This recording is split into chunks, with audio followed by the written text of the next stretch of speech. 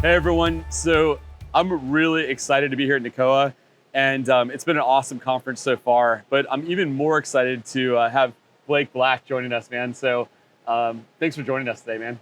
Of course, Yeah. happy to be here. You ready for this? Ready when you are. So guys, Blake operates up in Connecticut. He's a great operator. His company has tiered up really, really nicely over the last couple of years, and I've been fortunate enough to know him as a friend for several years now. So let me kick this off for us. So I've never said this to you, but over the time I've met you, your business maturity has become incredible. So, from the first time I met you, you're all fired up, trying to take over the world. And like some of the discussions we've had today, like it's clear that you focused a lot on yourself and really developing the control of your mind as it relates to business. So, I mean, if you could do me a favor and because I think it'll help a lot of people, is like walk through being a 26-year-old, getting into business, and then moving yourself up now as a 28-year-old, how you've developed that kind of mental maturity. It's a great question. So I actually started my business when I was 25. Okay, cool. And it was about that time where everything started to shift. I kind of understood that if I wanted to do things right, I knew I was going to mess up, right? The presentation I gave this weekend was all about screwing up and ways to try to avoid it. But you have to be clear about your goals, your vision, what you want to do with yourself, and also with your business. Because inevitably, you're going to fail, you're going to mess up, you're going to screw up. It's bound to happen along the way, but it calluses you. You start to get better with time as those things happen. So a big part of this is making yourself a better person so that you could show up for yourself and then show up for others. Because if you're not the best version of yourself, how are you going to help other people? I agree, right? Like, I think I agree. You don't typically see someone where you're at be able to think like that. I'll be just honest with you. I mean, we deal with operators all the time, right? And so let me ask you like a tough question. So, Sure. So 25 to 28, you're 28. When do you turn 29? March. Okay, so you're almost 29. Yep. So if I asked you, what was your biggest screw up going through this? Because most people screw up a lot. And like, if you're like, Seth, I screwed up here. Like, what was this big screw up that you're like, man, that sucked? I'm going to answer the question a little differently than most people would think I'm going to answer it. You need to have the right people with you, right? Which is a massive part of this. And I'm not talking about employees and culture, even though that's a massive part of that. My biggest screw up was thinking I knew the answer, but not actually knowing the answer. And flashback to a conversation we had previously, even just a couple months back, right? I asked you a question. We had a couple conversations about, business and different thoughts. And you said your problem isn't really your problem. So to answer your question, what is my biggest mess up or screw up so far was thinking I knew the problem when I didn't actually know the problem. Because the reality is, if you know the problem, why didn't you solve it? Yeah, it's amazing, dude. Like, and I think what I'm hearing you say, and you've heard us talk about this for years, but people tend to go towards the easy stuff first, right? But the things that they think are hard are actually the easy things. The things that are actually hard are things that people don't even like really process. And so what you're really saying is that it's easy to go, hey, my business is suffering here because of this, and be done. It's hard to go, what is the root cause of what's actually taking place? Right. And in companies, I find, and I know your origin story, but companies we find, they always just try to Band-Aid something, and they think it's actually the long-term solution. Say that. And so for you, as you started to think about the future, because again, you've had a remarkable run over the last 2 years, is like, how would you think about being able to start to prevent this going back to the original mindset? Because that is a mindset. It's definitely an ego-driven thing when you're like, problem, I know the solution, or I think this is an issue. Like, it happens. So how would you think about bulletproofing yourself moving forward? Well, before I answer that question, I'm going to say something too. The Band-Aid thing, it's like putting a Band-Aid on a bullet hole and expecting it to change, right? That's the reality. We try to solve the short term without actually fixing the long term, right? Because the long term is your systems, your processes. You don't want your systems to be so tight that you're in a box. And I say this all the time because you want to still give your people and yourself creative room to do things, right? And a little bit of creativity, just a little bit, enough where it's still good, but you want to be able to manage your risk right? So to answer your question of how to prevent it moving forward, I really like what Shmuel says all the time. I go back to this all the time. Do you want to be right or do you want to be effective? Because in the early stages, and even though it's only been 3.5 years I've been in business, in the early stages, I wanted both. And I said, why not have both, right? But you start caring a lot less very quickly about being right and a lot more about being effective, right? At the end of the day, if something happens or somebody's wrong, I always say to our team, like, I don't care. Just tell me the truth, right? A lie is going to get you fired. The truth is going to figure out a solution, and then we're going to create a system, prevent it from happening in the future, and then we're done. I'm okay with making a mistake once, maybe twice, hopefully not 3 times. But if you consistently make the same mistake and you're just solving the problem to have that mistake, right? It doesn't work.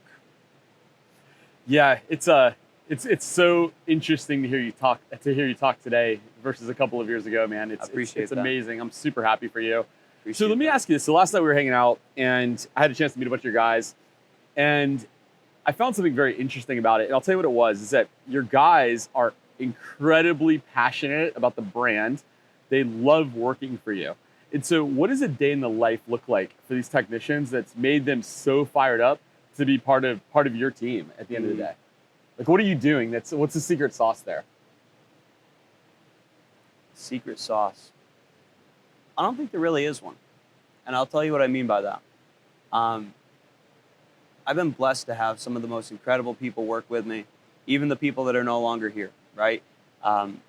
If they're no longer here, either I didn't do a good enough job as a leader picking the right people, right? I didn't do a good enough job training the right people, or I did what's very common in this industry, or in any industry really, which is judging a fish by his ability to climb a tree, because you're going to think the fish is stupid. But the reality is, if you're not doing a good job as a leader to figure out where the fish is supposed to swim, the monkey's supposed to climb, you're going to think the fish is an idiot, right? But the reality is, as a leader, it's our job to figure out the best people, right? And find the best people we possibly can, and then find the right role for them. I don't hire based off the role we need. I find the right people, and then I find the role for them.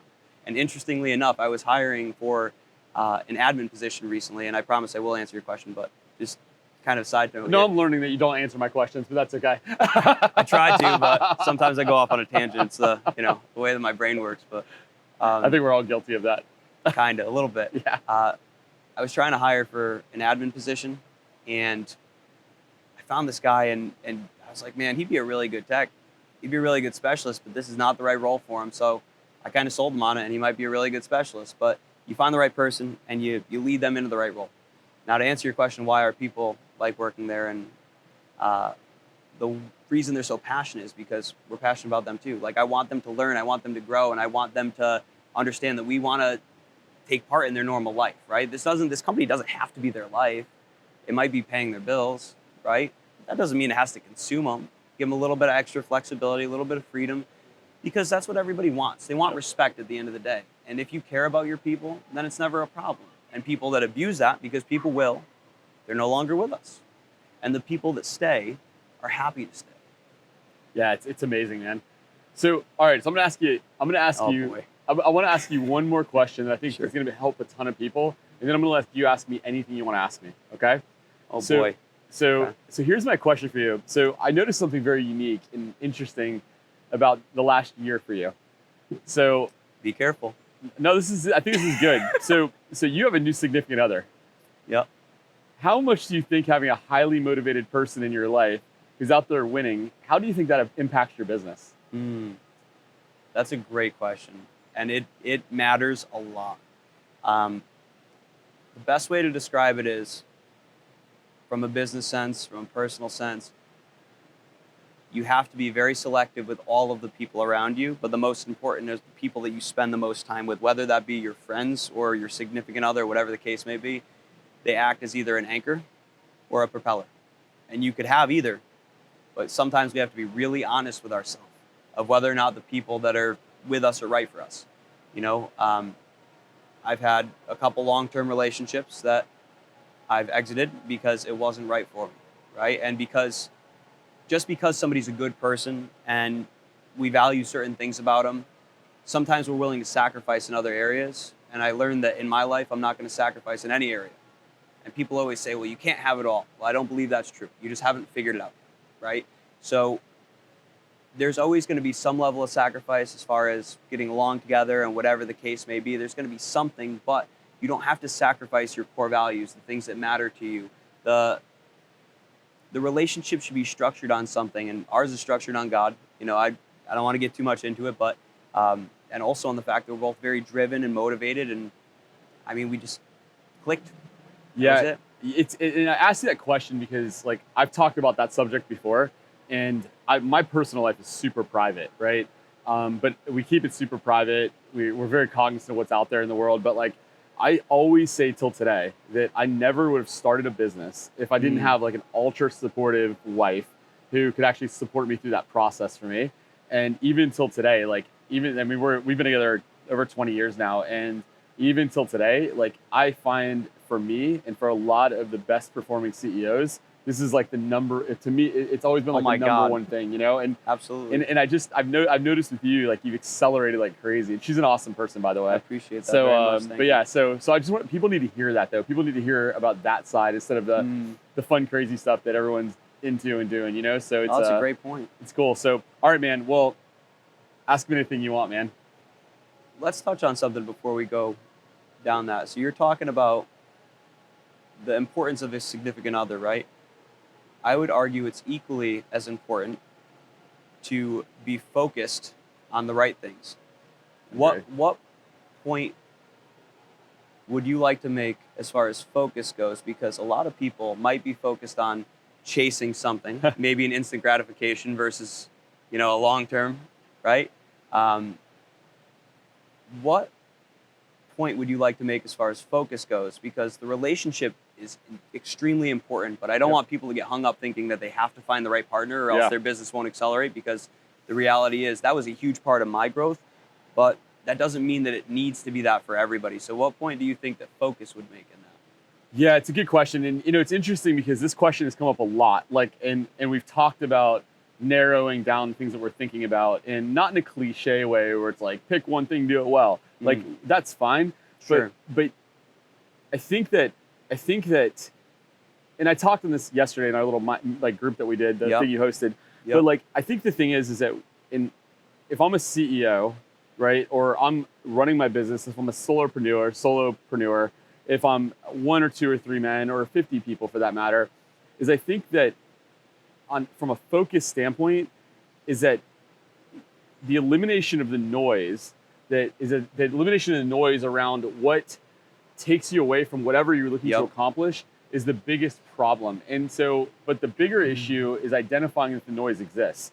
And so too often that we don't identify that the noise exists around us. Because if you think about it, we're going to leave here, we're going to walk back to the conference in a little bit. We're going to have people approach us. People are going to talk to us about what they're doing, what they're selling, how we should do partnerships, how do we do all these things. Right. And they're all good discussions, and they're all fine. But we can't spend time on it, right? Because in your business, your job is to go take your business from where it's at, double it. In my business, my business is to be sure that operators are getting like the absolute best of the best of my time. That makes sense. So if anything else takes me away from that, then I can't do it. And it's the same thing in other businesses now, or for other people, is that an operator or any CEO for that matter is like, if the noise is happening, it's not shut it off. It's identifying that it's there. That's the big key. People are like, shut off the noise. Don't do this. Don't do that. But it's knowing that realizing it actually is there. That's step one. So that's the way I think about it. That's a really good point. To your point of eliminating the noise and evaluating the noise, something that you do really well that I recognize, and something that I recognize I did really poorly for a very long time, is respecting my time. Yep. Not just the time of others around us, right? Because when you show up a couple minutes late, you're kind of disrespectful of somebody else's time, right? Something that I respect a lot about you is, if we're running a couple minutes late, you're going to go, hey, what's your 10:30 look like? What's your this look like? So you make sure that you have enough time where you can respect each other's time. But also, if you need to step away for a couple minutes, it's okay. Nobody's going to question you to be like, hey, I have a hard stop at this time. I have to go somewhere at this time, so I only have this much time. I'm sorry, like that. Maybe we could reconvene at a later date. It's good to see, and people need to understand they can do that at all levels, not just your level. So what's something that, as you were growing, right, in business and life, what's something that made you make that shift to respect your time more and then respect others' time? Yeah, it's a great question. It's a very simple answer. It was clearly identifying what I want to accomplish. That's it. Right. And I Getting think clear. yeah, it's in our organization, like I am crystal clear on where we're going. Our team is crystal clear on where they're going. Sure. And that's what it actually is. And so the other part too is that as you kind of grow up in business or you just go older. I mean, I'm almost 45, Sure. right? I realize that it's actually okay for me if someone has to walk away from me, right? That's not disrespectful. Right. And too often people look at it the wrong way. So if I'm talking to you and I'm like, hey man, I gotta go, a lot people get offended by that. Like, I don't understand it, but I get it. They get offended, right? I don't understand it, but I had to realize that when I'm thinking about something, they may be thinking about it completely differently from their perspective. And so, but I think that's the way I kind of thought about it, man. I think that makes a lot of sense, and it's the inability to be direct, right? Yep. And for a lot of times, we've all been there, right? If you hear something wrong or something said to you wrong because you're so used to like people talking a certain way to you, or maybe you grow up a little bit sheltered or whatever the case may be, maybe you're not really comfortable with direct, right? So like, example, when we were speaking the other day and somebody came up and I was having a conversation quick and then you turned away to go do something, I was like, hey, I don't want you to think that I was being rude. Yeah. I just had to blah, blah, blah. And you're like, oh, I don't care, Yeah. right? And I get it, but like, not everybody does. For which sure. is why I make it a point to say that, but you're right, to your point, not everybody can handle direct. You know? Yeah, there's actually an incredible book if you haven't read it. We actually encourage a lot of the companies that we work with and operate like to read it. It's a book called Radical Candor. It's probably for someone who's thinking about how to directly communicate. Radical Candor is one of the best books I can read. It's an incredible read.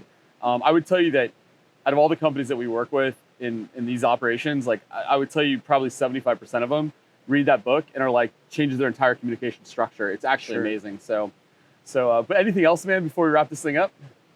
What is the biggest adversity that you have been through that caused a shift in your life? Because adversity is a massive part of a lot of our lives that create men from boys. So what would you say? I'll tell you what it was. So I don't want to say it was adversity, but I had a situation that, I mean, I'm such a forward thinker and I always have been.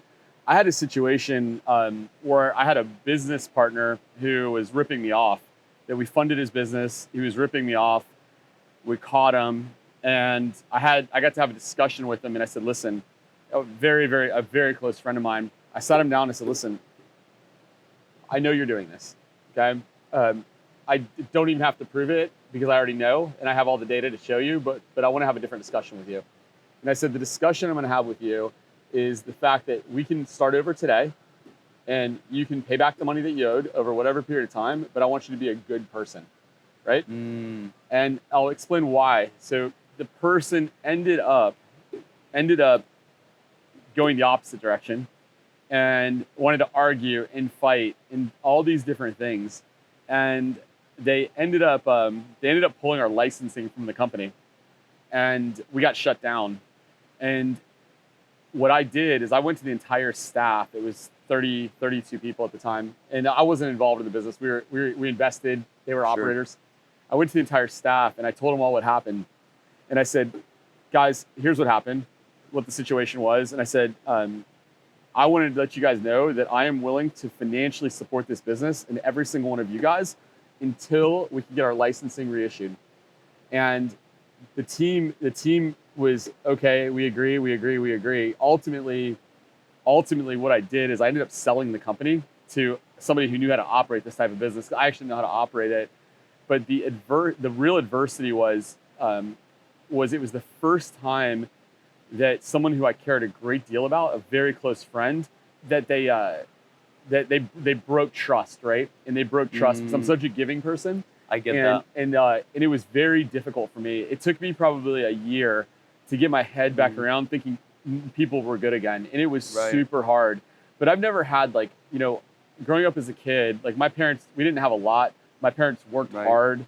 There was personal stuff. Then my dad went on to school and did better. And so I got a chance to live ultimately not a lot to a whole lot and then back to not a lot. Right. And so, but that never was really like an issue for me. Cause like, it was like, everyone, my parents were so forward thinking. They were so like, go get it, make it happen. And, that was good. But I think like to answer your question, it took me a long time to start trusting people again. And it wasn't about the money. It was about the relationship that I had, so. I definitely understand that. That makes a lot of sense. We've all gone through those defying moments where people just break our trust, whether it be in a relationship, right? Or business or whatever the case may be. And it's inevitable that it happens. It's all about how you respond to it, which is kind of the point of asking a question like, what is your biggest adversity? And a good friend of ours, right? Mutual friend of ours, Jonas, he always asks, what are you most proud of? So I'm sure they would love to hear, what are you most proud of? That's great. And I've actually had this discussion with Jonas quite a few times over the years. I would tell you this, man, is if I thought about what I was most proud of, like from a business standpoint, is dude, the team and what we're building, I am incredibly proud of because it's following a vision that I had that frankly is an illogical vision to do it. And when I take a look, like I was talking about this like the other day, is when I talk about like the ability to execute at the level that we have with the passion that our business has today, I am so proud of it personally. On the other side, my big driver is the fact that my entire world is around giving somebody a future that they never thought they'd get on their own. I love that.